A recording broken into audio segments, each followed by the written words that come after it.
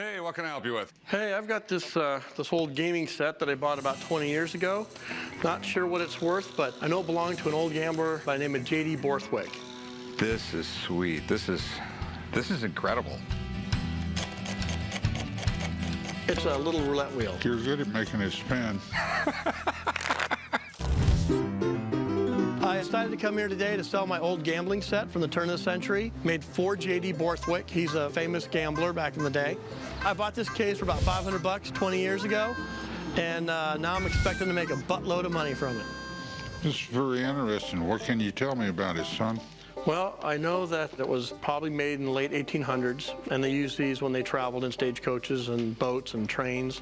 It's got everything, cards, poker chips, they've got poker dice, markers. It's got the key still. The only reason I knew it was J.D. Borthwick's set is because his name is on this, and of course J.D. is on everything. J.D. Borthwick, I know a little bit about him. I know he was like in California and wrote a book on gambling. Yeah, in the late 1800s, he was a notorious gambler. I've been in business a long time, but I've never seen a set like this one. This is something special. Back in the day, people would set this up in a saloon.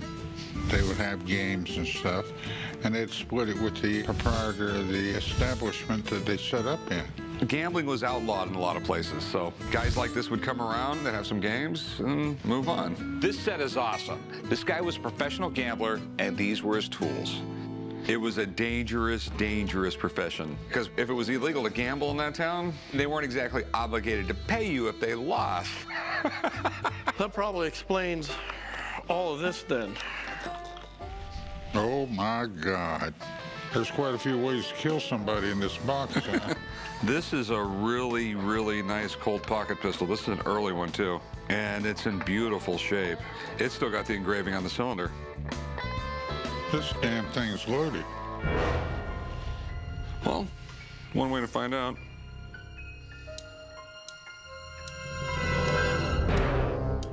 Nope, not loaded. Good.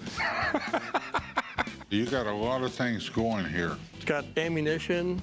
We've got a little knife right here. It's a complete killing kit. I mean, this is what Maverick would have had on a riverboat. Yeah. Right. Hands down, this is the coolest item ever to come in my shop. This is not only a gambler's toolkit, it's also a survival kit. I can imagine Doc Holliday having one of these and always being ready for a game or trouble.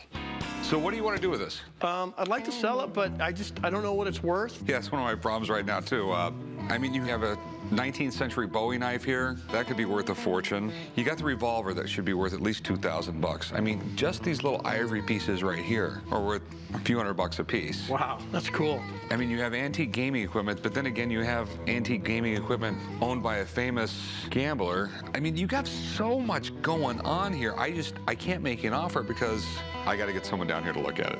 Okay. All right? Great. I'll give you a call when I get someone down here. Thank you. There's no doubt that I want this, but I got a few questions before I can make an offer. So I'm gonna call my buddy Sean to take a closer look. I own Tortuga Trading, and I specialize in antique arms and armor. Well, it's obviously a gambling set, and that has J.D. Borthwick on it. Okay, I do know the name. I do know that he was associated with gambling. As far as his complete background, I don't know. During the gold rush, gambling was a huge, huge industry. This particular kit was designed for the guy traveling all over the continental United States. They would consist of multiple games, all sorts of parts and pieces that the gambler of the period would need. I'm going to tell you right off the bat, 95%, if not more, of these gambling kits are just assemblages. They may encompass period items to make it look like it was something put together back in the day. You know, this is something that Doc Holliday or one of the major gamblers of that period would have had. And I have to kind of really go through and determine, does everything conform to an age period when this guy was alive? So do you mind if I start taking things out of here and really kind of looking at it? Please. What I'm looking for is anything that has maker marks or personal identification of the ownership. Anybody of wealth and means, they'd have monograms. This is one of those pieces. This letter B could be connecting the dot to the last name. And this is what you want to see with the period items. I like this because it has, again, his monogrammed initials. Then you also want to look at the materials involved. Does it all conform to the period? And there's legitimate wear from taking things in and out. That's what you want to see. this is phenomenal. But the fake ones always have some kind of weapon involved. So I want to look at the stuff that's in here. The maker is a known maker, Joseph Allen and Sons, and it's got legitimate age. You know, it's got pitting on the blade. So obviously this in travel was subject to weather, lack of care at some point. The gun, this is a Colt, and originally the model 1862 was a percussion gun, but then it was converted in the 1870s to accept a shell casing. And on its own right, a collector would love to have just this gun alone. So everything that I've seen here conforms to the period that would make this as genuine as I've ever seen. So I know the next question you're going to ask is, what do you think it's worth? And that's a tough one. You have to just put a value on what you see. And I'm going to advise you not to part it out, because once you do it, it's done. You can never put it all back together again. Just my gut's telling me, just with all of what I see, anywhere between, say, 7,000 to 10,000 as is. Wow, that's great. That's awesome. Thanks for coming in, Sean. Absolutely. You're Anytime. always the best. There you go. Pleasure. All right, nice meeting you. Thank you. Take care. Okay, so what do you want to do with it? You know, after listening to that, I think I want to hold on to it and do some more research. Yeah, well, I got $100 bills in the back, guy. Shoot me a figure. I don't think I can. I'll give you $4,000 cash.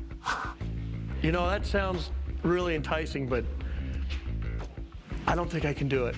You wouldn't take $5 grand. No, I won't take $5 grand. Guy, you're killing me right now. Rick, talk to him. I'll go $6 grand on it. I don't even think I'd sell it for 10 right now. I just, Really? Yeah, I really think I want to hold on to it. And if you ever change your mind, before you sell it to anybody, let me make an offer. You'll be first on my list. Promise.